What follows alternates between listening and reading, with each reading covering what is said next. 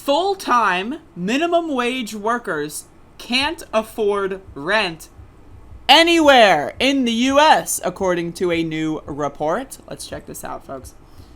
Bada boom. Trending now. The co-creator of Dogecoin explains why he doesn't plan to return to crypto. That's number one, or you said? Okay.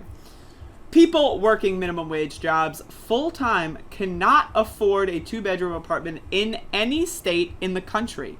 The National Low-Income Housing Coalition's annual out-of-reach report finds in 93% of U.S. counties, the same workers can afford a modest one-bedroom. The report defines affordability as the hourly wage a full-time worker must earn to spend no more than 30% of their income on rent, in line with what most budgeting experts recommend.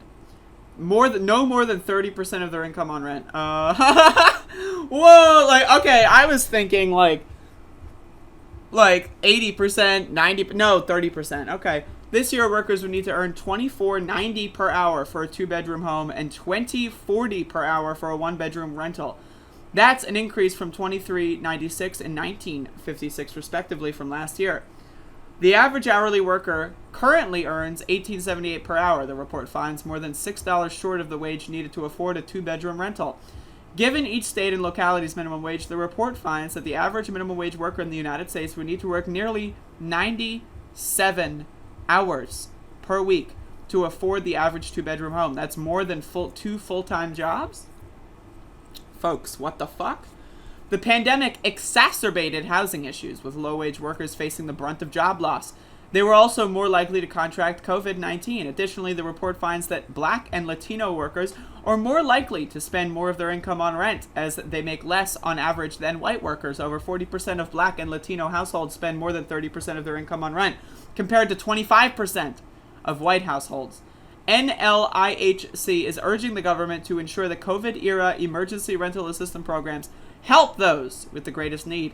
It is also calling for policymakers to create permanent universal rental assistance for eligible households to invest in new affordable housing and to implement stronger renter protection laws.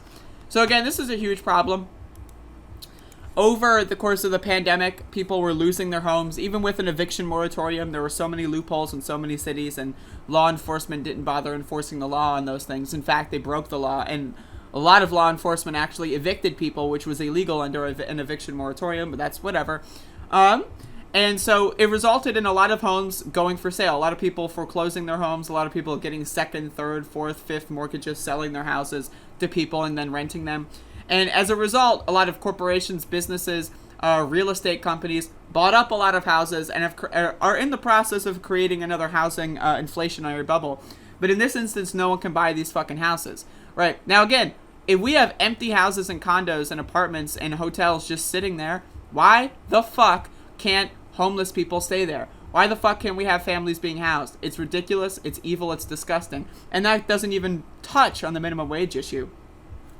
Remember when Joe Biden campaigned on a $15 minimum wage?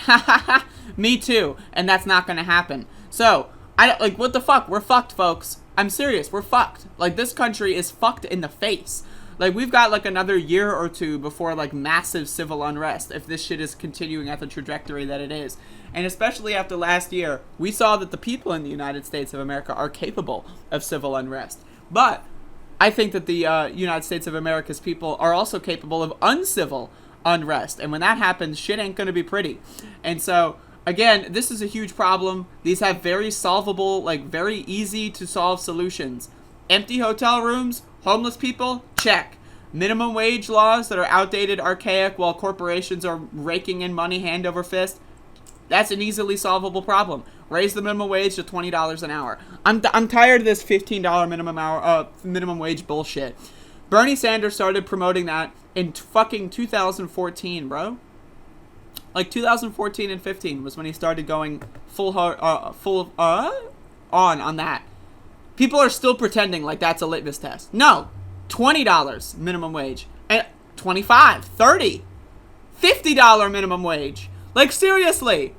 Again, when you really think about it, money is fake. It does not exist. Money isn't real.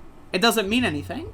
Right? When the government can just print trillions and trillions and trillions of dollars to hand them to big banks and corporations and then give the little people nothing but crumbs and fucking scraps right? You need to understand money is not real, right? If the minimum wage were $90 an hour, you know what the corporations would try to do? You know what the government would try to do? Inflate that shit so that 90 an hour wouldn't mean anything and that milk would cost $100 a gallon, right? We have to understand money as a concept is not real. We can print as much money as we want, we can give it to as many people as we want, and we can make goods and services cost as much money as we want.